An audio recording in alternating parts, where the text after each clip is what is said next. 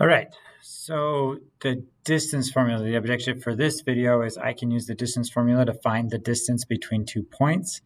Really, we're still doing the Pythagorean theorem. Okay, so I'm giving you the distance formula, and the distance formula right here where it says distance formula, in a coordinate plane, so on a graph, the distance between points x and y, x1 and y1, and x2 and y2 is the square root of x2 minus x1 squared plus y2 minus y1 squared. And really, that's the Pythagorean theorem. It's written a little bit differently, but let me just kind of break this down for you. So instead of A, B, and C, we have D is the distance. A, we're going to say is our change in x, B is our change in y, and C is our D, the way we've learned the Pythagorean theorem. Okay, so x2 minus x1, just looking at this example, x2 is down here minus x1. When we do that difference, it gives us the length of that side. So that's really our A, okay? So that's A, and then B is the same idea. It's y2 minus y1, so we're finding the length of our other leg, y2 minus y1. And so really the way that we have this written is, well, let's start with the Pythagorean theorem. Okay, so we know that a squared, we know that working this pen is harder than it looks. We know that a squared plus b squared equals c squared.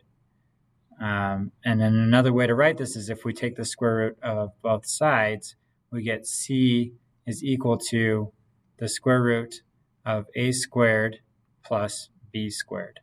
And we already showed or talked about how a is just the difference between our x values and b is the difference between our y values.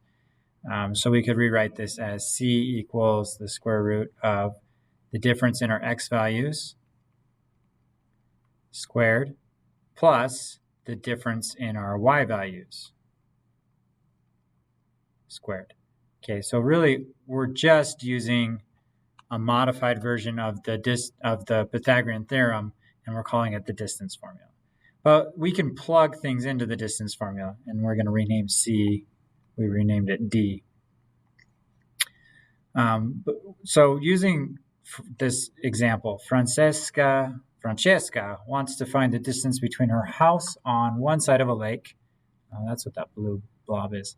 One side of the lake and the beach on the other side. She marks off a third point, forming a right triangle as shown.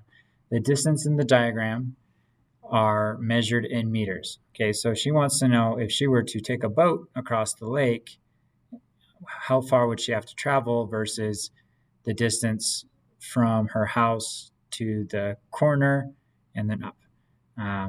Anyway, so we're going to take our x2. Remember, x2 is our ending x coordinate. That is 280. So let's just set this up. D is equal to the square root of x2 is 280. x1 is 10 minus 10. I'm going to square that. y2 is 164. y1 is 20. We're going to square that as well. And then we just have to do the calculations. So 280 minus 10, we're going to have 270 squared plus 144 squared. And we're going to take the square root of that, and that will give us our distance. 270 squared is a big number, 72,900. 144 squared is also a big number. I don't know what that is, but our total is, so our distance is equal to the square root of 93,636.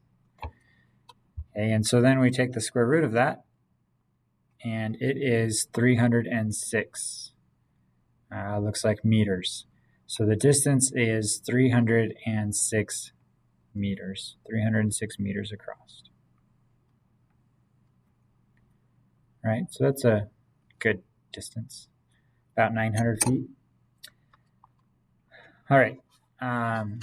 So again, we're really just using the Pythagorean theorem. If you had wanted to, you could say, okay, this is starts at 10, goes to 280, so that is 270 meters. This starts at 20 and goes to 164, so that's 144 meters, and then just do the Pythagorean theorem. Okay, or you can use the distance formula. It really doesn't matter. They both work the same because they both come from the same thing.